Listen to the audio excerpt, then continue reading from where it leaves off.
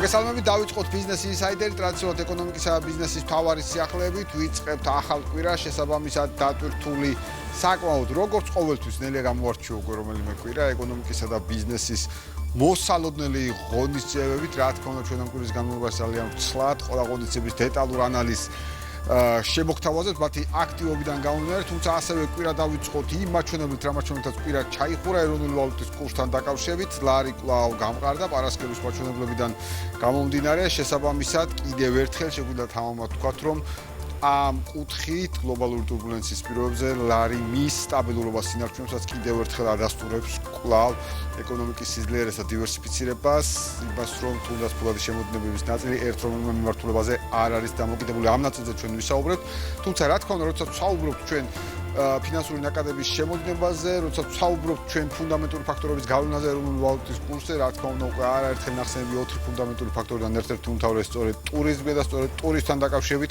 მოგეხსენება ჩვენ ძალიან დიდ ყურადღებას უთმობთ Business Insider-ი ძალიან დიდ ყურადღებას უთმობთ ტურიზმის სექტორის ანალიზს. აქ ჩვენ სტუდიაში არაერთხელ ვისაუბრეთ როგორც სახელმწიფოს წარმომადგენლებთან, ისე ბიზნეს სექტორის წარმომადგენლებთან და მათ შორის ჩვენ გამოვკვეთეთ განსაკუთრებით მნიშვნელოვანი ღონისძიება, უფრო ზუსტად სახელმწიფოსთან გამოვკვეთილი ეს ღონისძიება ჩვენ განსაკუთრებული დაკვირვების ქვეშ არის. ITB ბერლინი რა თქმა უნდა კვლავ ამ თემაზე გვინდა დღეს ვისაუბროთ. საქართველოს როგორც მოგეხსენება წელს ჩინეთში, შანხაიში, აზიაში ერთ-ერთი უდიდეს ტურისტულ გამოფენაზე ITB China-ს პარტნიორი ქვეყნის სტატუსით წარდგება, გამოფენა მაღალი რანგის სტუმრების მიერ საქართველოს სტენდის დათვალიერებით დაიწყება, მათ საშუალება ექნებათ გაეცნონ ქართულ კულტურასა და ტურისტულ პოტენციალს, დააგემოვნონ ქართული კერძები და ღვინოები. ITB China-ს დაწყებამდე რამოდენიმე კვირით ადრე საქართველოს ეკონომიკისა და გადაგავითარების სამინისტროს ტურიზმის ეროვნულ ადმინისტრაციამ საერთაშორისო გამოფენაში მონაწილე ქართულ კომპანიებთან სამუშაო შეხვედრა გამართა. სამუშაო შეხვედრას ტურიზმის ეროვნული ადმინისტრაციის ხელმძღვანელი გამტონი მაია ომიაძე უძღვებოდა 30-მდე ქართული კერძო და საჯარო სექტორის წარმომადგენლები ITB China-ზე საორგანიზაციო საკითხებს ტურიზმის ეროვნული ადმინისტრაციის მიერ მომზადებული ეროვნული სტენდის დიზაინს, კონცეფციასა და გალავახშამის დეტალებს გაეცნეს.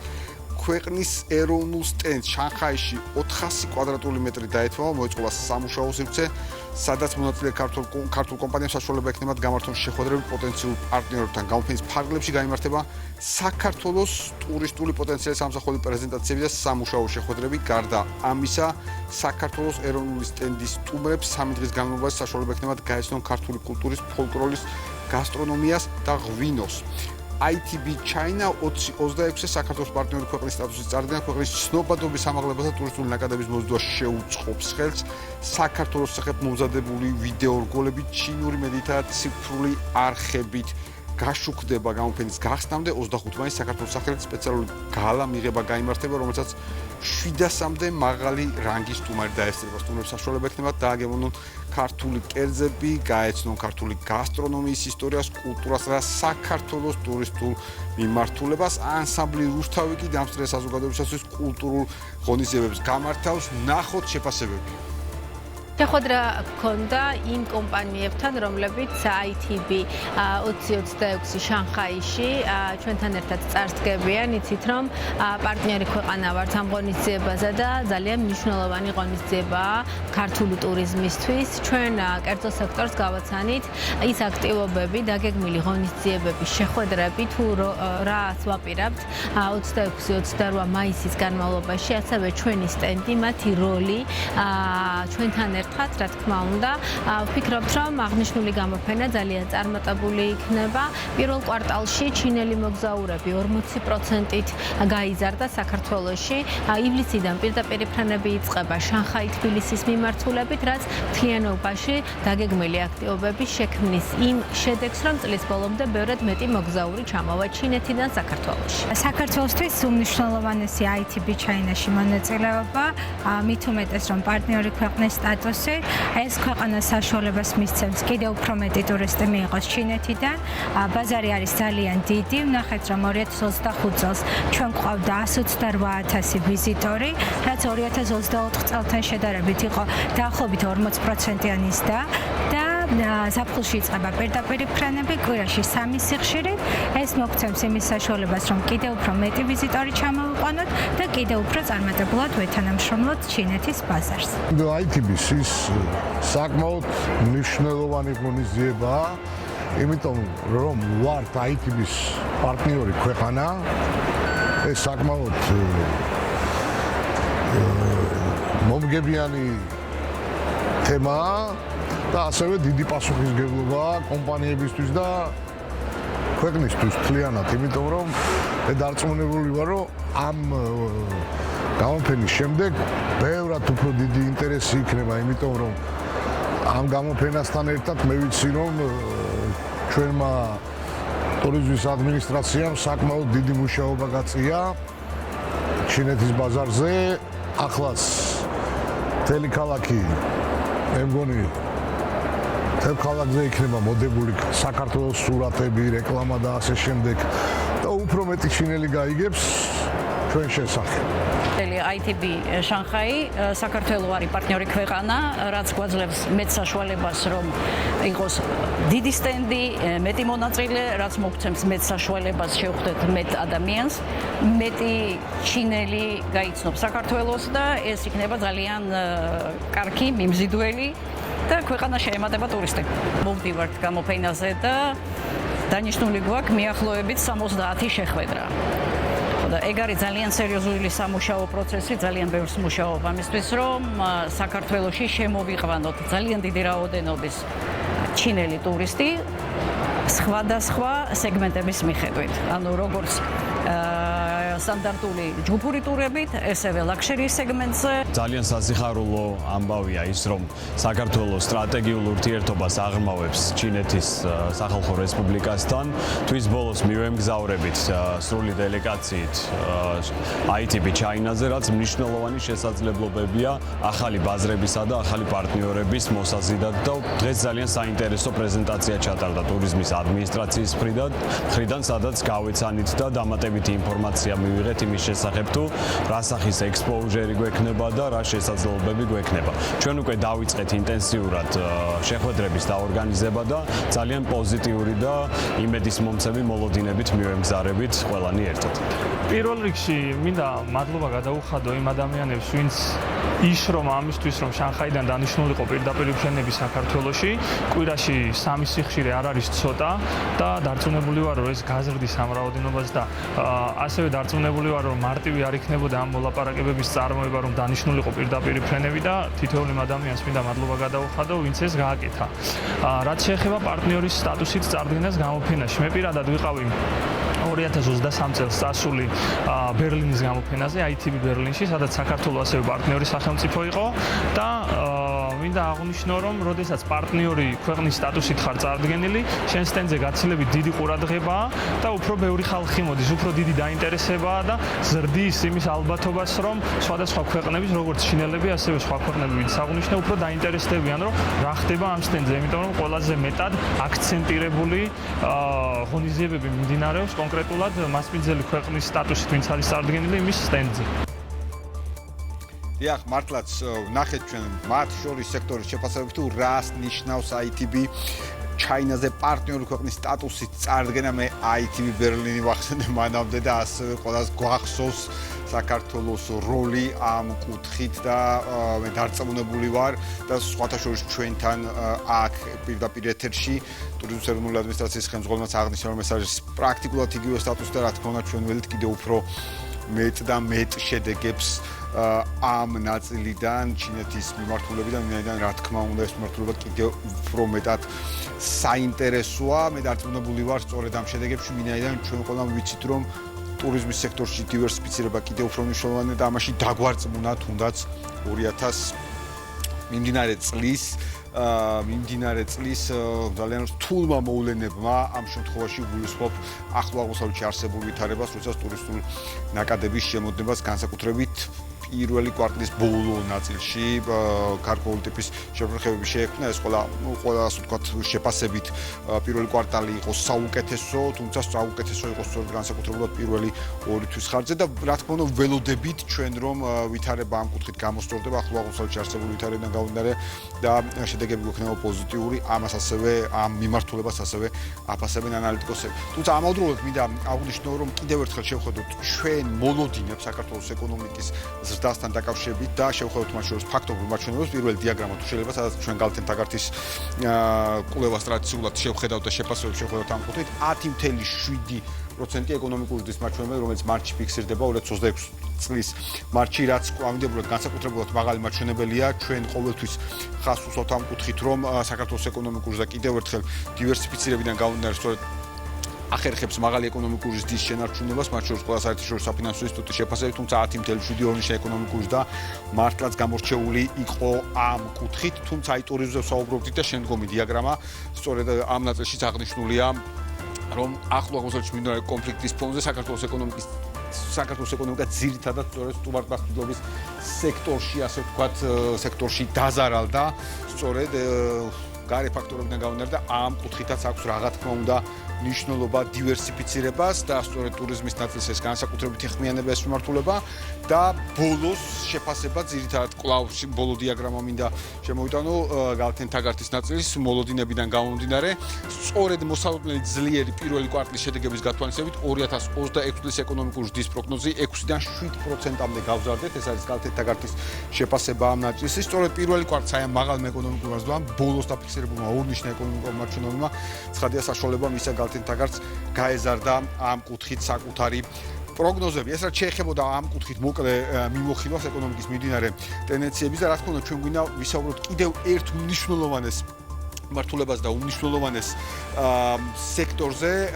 მინდა პირველ რიგში სტუდიაში მთხოვო ბატონ რატი ყოლიჯაშვილს, ბიოქიმ ფარმის გენერალურ მენეჯერს და გასაგებია ჩვენ რა მიმართულებითაც ვისაუბრებთ. მე და მადლობა რატი პირველ რიგში მობრძანებისათვის. ეთერამდე ვსაუბრობდით ჩვენ სექტორის განსაკუთრებულ ნიშნულობაზე და მინდა აღვნიშნო, რომ თქვენ შემთხვევაში განსაკუთრებულად ხედავთ არა ერთ საინტერესო აქტივობას, მაგრამ ისიც აღვნიშნეთ, რომ ჩვენ გვინდა რომ სექტორი კიდევ უფრო მეტად ასე ვთქვათ სლობადი გახდეს ქვეყანაში.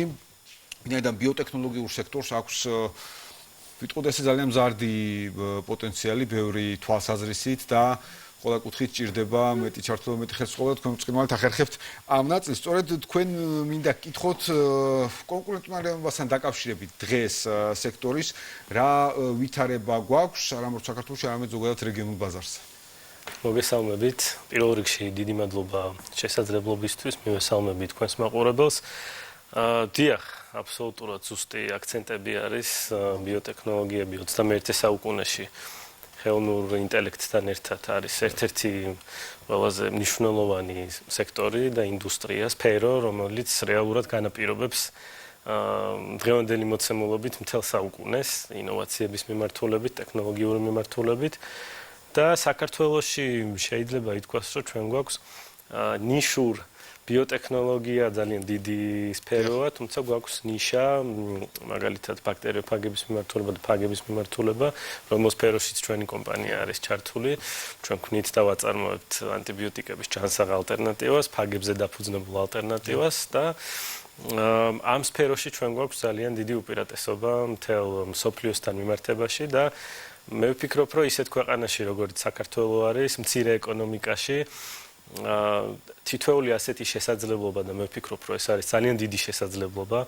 ჩვენ ხშირად ვამბობთ ხოლმე, რომ საქართველო არის არა მხოლოდ ღვინის, არამედ ფაგების სამშობლოც და ახლახანს ხორბალი ვიცოდით და დამტკიცდა ეს ყველაფერი ხორბლის სამშობლოს და ეს ყველაფერი 100 წლის წინ დაიწყო და ისტორია, ისტორიული კონტექსტი, რეალური ნოუ-ჰაუ, რაც საქართველოში არსებობს, პრაქტიკული ნოუ-ჰაუც და ამ პრეპარატების და ამ ტექნოლოგიის გამოყენება რეალურ ცხოვრებაში ეს არის ჩვენი უდიდესი უპირატესობა დღესდღეობით. იქედან გამომდინარე, რომ მთელი მსოფლიო ეძებს გამოსავალს ანტიბიოტიკო რეზისტენტობის წინააღმდეგ, რადგან ანტიბიოტიკები ხშირად ვეღარ კურნავენ ინფექციებს ანტიმიკრობული რეზისტენტობიდან გამომდინარე და ეს ფაგები არის ეს საგანძური, რომელიც საქართველოში გაგვეჩნია, არის ერთადერთი ხელმისაწვდომი ალტერნატივა ამ გლობალური ჯანდაცვის გამოწვევის, რომელიც ფაქტობრივად მოუგვარებელია, რომ არა ფაგები დღესდღეობით. კი ბატონო, მართლაც აი განსაკუთრებულად მნიშვნელოვანი საკითხია, საერთო საკითხი ვიტყოდი ასე და ამასთან თქვენი დაკვირვებით ზოგადად სფეროში მიმართულებაში როგორია მოსახლეობის ცნობიერება ამ კუთხით? აი სიახლეებზე გვახასიათებს ხოლმე. ლოგიკურიც არის გარკვეული ეჭვნარები, ყურება ან ასე შემდეგ. აი როგორია ცნობიერება საერთოდ აი დაინტერესება, რამდენად თქვა უფრო და უფრო მეტი ადამიანი კითხულობს რომ რა არის, როგორ ჩაანაცვლებს ანტიბიოტიკს მათ შორის. ძალიან დიდი მადლობა, ძალიან კარგი კითხვა არის. ეს კითხვა კიდევ უფრო აქტუალური იქნებოდა დაახლოებით 15 წლის წინ, როდესაც ძალიან აქტიურად შეუდექით, ესე ვთქვათ, ჩვენ ფაგების ტექნოლოგიას ხშირად ვეძახით ძველ ახალ ტექნოლოგიას, როგორც ამბობენ, ყველაფერი ახალი, კარგად დავიწყებული ძველიაო და ეს ყველაფერი 100 წლის წინ დაიწყო საქართველოში, როდესაც გიორგი ელიავამ მის კოლეგა ფრანგული წარმოშობის ფელიქს დერელთან ერთად დააარსა ბაქტერიოფაგის ინსტიტუტი და ჩვენი საწარმო სწორედ არის დაფუძნებული ამ ბაქტერიოფაგის ინსტიტუტის საწარმოო ბაზაზე, იმავე ტერიტორიაზე, იმავე ესე ვთქვათ ლოკაციაზე, რომელიც სიმბოლურია ეს. სიმბოლურია კი ნამდვილად და ფაქტობრივად ჩვენ მოგვეცა შესაძლებლობა, რომ ეს ისტორიული ნოუ-ჰაუ გარდაგვექმნა ესე ვთქვათ მაღალ ტექნოლოგიურ წალკოტად შეიძლება ითქვას ესე და თქვენ კითხვასთან მიმართებაში დღეს ძალიან გაზრდილი არის ცნობადობა. აი წინა წლამდე რო შეხოთ, უფრო და უფრო მეტი შეგვიძლია ვთქვათ, რომ სულ უფრო მეტი ადამიანი ინტერესდება ამ კუთხით. აი მარტივი მაგალითით რო ვთქვათ, შეიძლება ითქვას, რომ ქუჩაში რომ გავიდეთ ახლა და გავაჩეროთ დაახლოებით 10 მშობელი ადამიანი და დაუშვათ, რომ ისინი არიან მშობლები, შეიძლება ითქვას, რომ 9 იტყვის, რომ უკვე განსაკუთრებით მაღალია. კი მაგალითისთვის ფაგიო ერთ-ერთი ფლაგმანი პროდუქტი ჩვენი წარმოების და ფაგის პროდუქცია გამოყენებული აქვს და თუ შეიძლება წამალზე ითქვას, რომ ეს არის ერთ-ერთი მათი საყვარელი წამალი, მათი ესე ვთქვათ, უპირატესობებიდან გამომდინარე ანტიბიოტიკებთან 9 იტყვის, რომ გამოყენებული აქვს ეს პრეპარატი. თუმცა არის კიდევ გამოწვევები და სხვადასხვა მიმართულებებში ცნობადობის ამაღლება არის აუცილებელი ფაგოთერაპიის მიმართულებით. კი ბატონო, აი, როდესაც ვსაუბრობთ ჩვენ აი ასეთი რანგის ჩართულობაზე, დაინტერესებაზე, ცხადია და ამხელა როლზე და მომავალზე. ხო, იმიტომ რომ კონკურენტული უპირატესობა მთელი ქვეყნისთვის ხომ ეს ნაწილი. ამ თვალსაზრისით როგორია სახელმწიფოსთან თანამშრომლობა და სახელმწიფოს როლი მთლიანად სექტორის განვითარების ჭრილში, რასაც თქვენ ხედავთ? ძალიან მნიშვნელოვანი.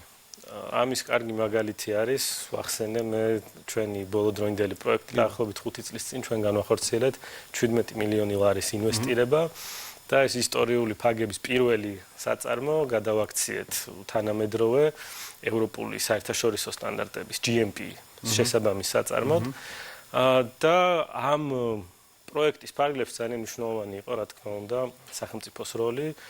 ჩვენ ადგილობრივ და საერთაშორისო პარტნიორებთან ერთად მათი ჩართულობით განვახორციელეთ ეს ყველაფერი, მათ შორის ეკონომიკის სამინისტრო, ჯიტა, აწარმოე საქართველო, EBRD, მათი ხელშეწყობის გარეშე ფაქტობრივად ძალიან რთული იქნებოდა ამ ყველაფრის განხორციელება, ეს იყო ზურგის ქარი და მე ვფიქრობ, რომ ეს ძალიან მნიშვნელოვანი იყო და ეს შედეგი სწორედ მე ვფიქრობ, რომ კერძო და საჯარო თანამშრომლობის ძალიან კარგი მაგალითი არის, თუმცა რა თქმა უნდა ძალიან ბევრია გასაკეთებელი კიდე მომავალში. კი ბატონო, აბსოლუტურად, მაგრამ აი ძალიან კარგია რომ ასეთ ტიპის საწყისი არსებობს, ხო, მრავალმილიონიანი ინვესტიცია, სახელმწიფოს ჩართულობა, EBRD ახსენეთ, ანუ მართლაც მრავალმხრივი პარტნიორობა ამ ნაწილში.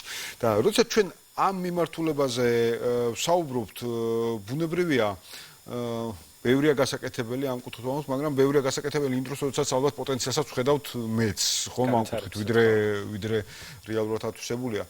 თუ გვაქვს ამ კუთხით, აი მართლაც ისეთი ისტორიული წანამძღვარი გვაქვს, რომ შეუძლებელი ალბათ არ გქონდეს, მაგრამ ამბიცია და პრეტენზია და რეალური შესაძლებლობა, რომ ვიყოთ ჰაბი ამ თვალსაზრისით.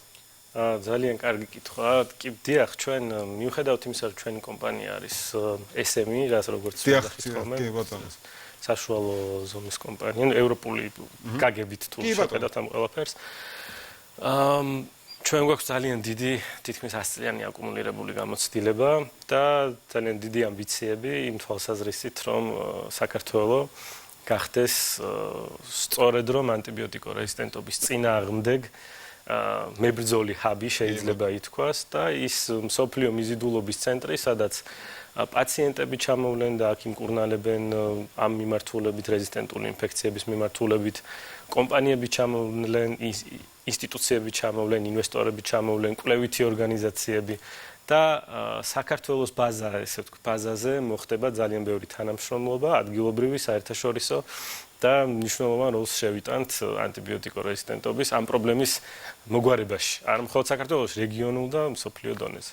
კი ბატონო, მართლაც ამბიციური, მაგრამ რეალისტური ნაწილია, რასაც მე ვხედავ ამ კუთხით.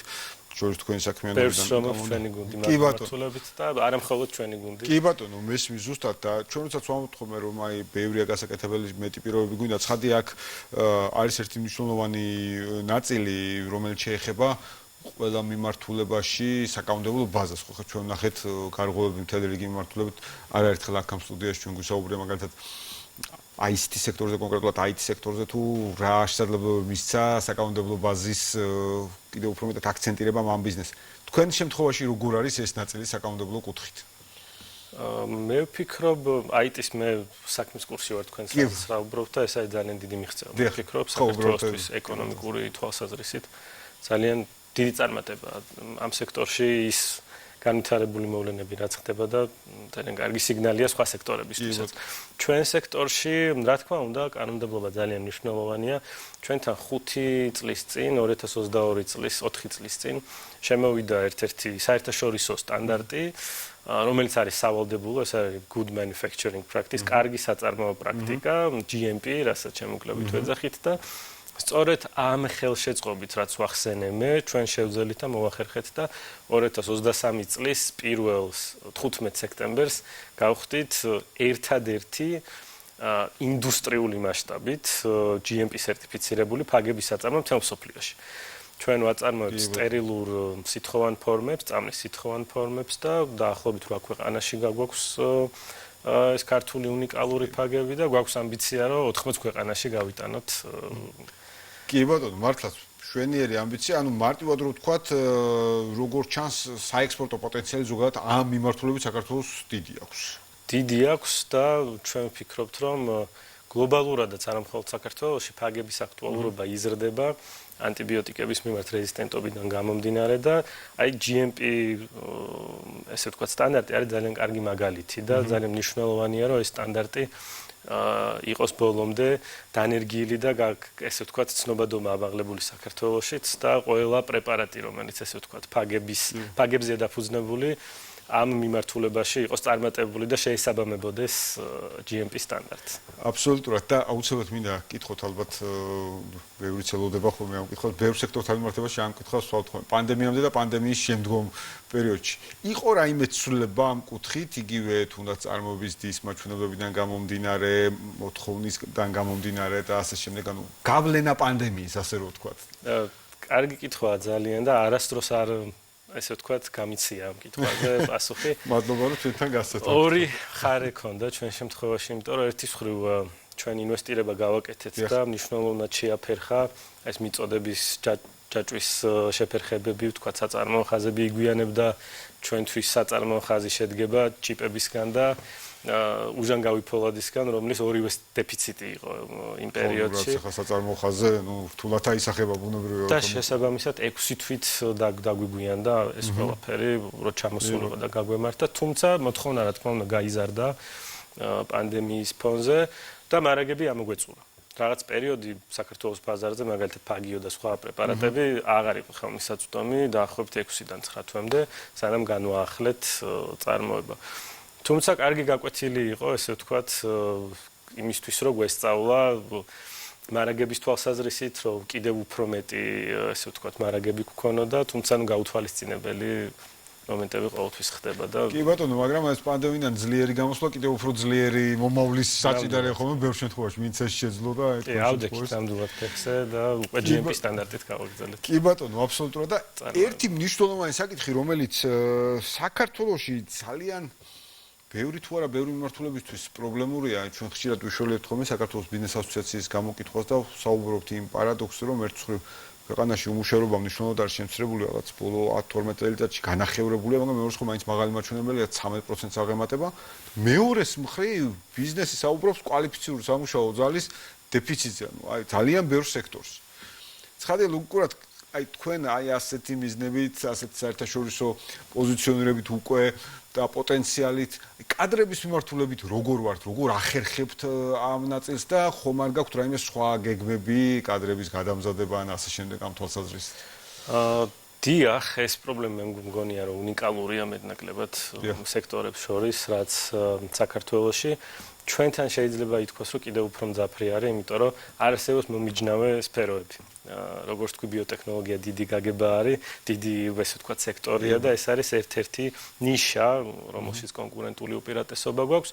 თუმცა მე გამოვიყენებ შესაძლებლობას და ძალიან დიდ მადლობას გადავუხდი მთელ გუნდს, დაახლოებით 80-მდე ადამიანი მუშაობს ჩვენს კომპანიაში და ჩვენ ძალიან ხშირად გვიწევს ესე ვთქვათ გადამზადების პროგრამების ორგანიზება, კვალიფიკაციის ამაღლების მიმართულებით, ადგილობრივი და საერთაშორისო ექსპერტების ჩართულობით და ჩვენით დავნერგეთ სისტემა, რომელიც ესე ვთქვათ ჩვენს შიდა კომპანიაში კადრს აძლევს შესაძლებლობას, რომ განვითარდეს სხვადასხვა მიმართულებებით, როგორც არის საინჟინრო, ფარმაცევტული, ხარისხის, წარმოების, ტექნოლოგიების, ფაგების ტექნოლოგიების მიმართულებით, თუმცა პრობლემურია მაგრამ ჩვენ გავართვით თავი საერთაშორისო ჩართულობით და ადგილზე, ასე ვთქვათ, ტრენინგით, კვალიფიკაციის ამაღლებით და ვცდილობთ, რომ ავიყვანოთ ძალიან კარგი სასტარტო, ესე ვთქვათ, პოზიციის პროფესიონალები და შესაბამისად მე იმ ნიშურ ნოუ-ჰაუს, ესე ვთქვათ, ვასწავლით ჩვენს კოლეგებს. კი ბატონო, ალბათ აი ამ საჭიროებების გაზიარება, ასე ვთქვათ, რაც თქვენ გაქვთ ზოგადად კარგი იქნება საგანმანათლებლო სისტემისთვისაც მთლიანობაში.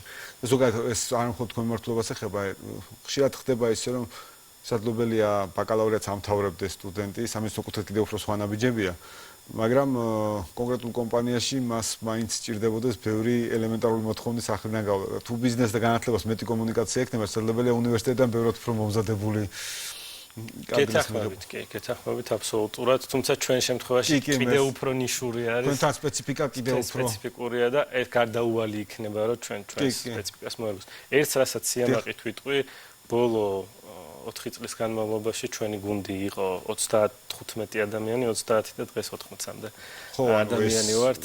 კი, ეს მართლაც ესეთი შტამბეჭდავი ზრდის მაჩვენებელია, რა დინამიკაზე მეტყვი. და ეს მოხდა გაერთიანება ესე ვთქვათ, ძველი თაობის, უფროსი თაობის და ცოდნის თვალსაზრისით და ახალი ენერგიით სავსე თქვენ ბაკალავრები ახსენეთ და სხვადასხვა უნივერსიტეტებთან თანამშრომლობთ. ჩვენ ჯავახიშვილის ანუ გაქვთ თანამშრომლობა უნივერსიტეტებთან? კი, გვაქვს ურთიერთობა და ფაქტობრივად იქედან მოდიან ჩვენთან უკვე საქმდებიან და ძალიან მადლიერი ვარ ჩვენი გუნდის მთლიანად. კი ბატონო, და სხვა შორის ძალიან კარგი რამ ახსენეთ, რომ ესეთი ნაზავი და ნაკრები იკვრება. ხო, ამ დროს უფრო ეს სინერგია უფრო მეტ დინამიკას იძლევა ყოველთვის.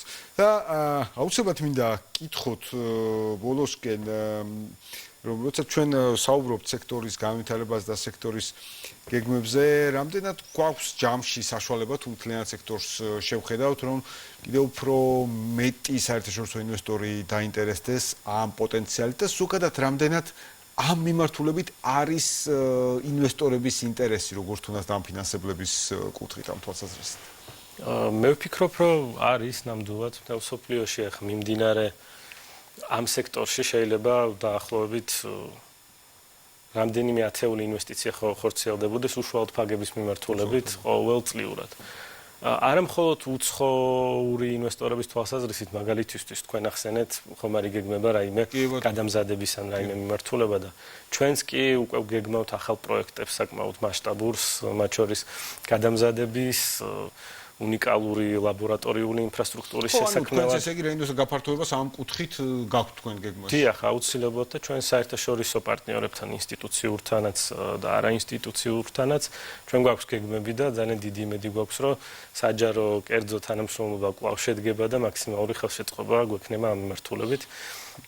რათა უზრუნველყოთ განგრძობითი, ესე ვთქვათ, ინოვაცია ამ მიმართულებებით. კი ბატონო, იმ მიმართულებებზე და იმ პოტენციალზე, რაზეც თქვენ საუბრობთ, მართლაც შეუძლებელია, რომ შემდგომი განვითარება არ კონდეს თქო 80 ქვეყანა ახსენეთ ხო საექსპორტოდ 8 ქვეყანაში გვაქვს უკვე კი ბატონო მაგრამ არის პოტენციალი პოტენციალი არის ხო შემდგომ ხა 8 შემდგარ ხა თუ ჩვენ ასეთ ტიპის საექსპორტო პოტენციალს და ათეულობით ქვეყნის დაფარვაზე ვისაუბრებთ თავისთავად ცხადია რომ ეს თლიანობაში ქვეყნის შემოსავს არა მარტო სექტორის ქვეყნის შემოსავს მისამართი შეუწყობს ხელს რატი ძალიან დიდი მადლობა მინდა გადაგიხადოთ ძალიან საინტერესო მიმოხილვისთვის სექტორის და ჩვენ მზად ვართ რომ აი ამ მნიშვნელოვან მიმართულებაში ჩვენი წვლი ცნობიერების ამაღლების ნაწილში განსაკუთრებით ჩვენი მოგზაურობის წვლილი შევიტანოთ და ყოველთვის ჩვენს პლატფორმებზე დიდი სიამოვნებით გიმასპინძლებთ ისედაც ჩართულები ვართ აქტიურ კომუნიკაციაში ამ თვალსაზრისით. ძალიან დიდი მადლობა მაგისთვის. ჩვენ ერთი კარგი სიახლეც გვაქვს. ამ ბოლო დღეებში გავიარეთ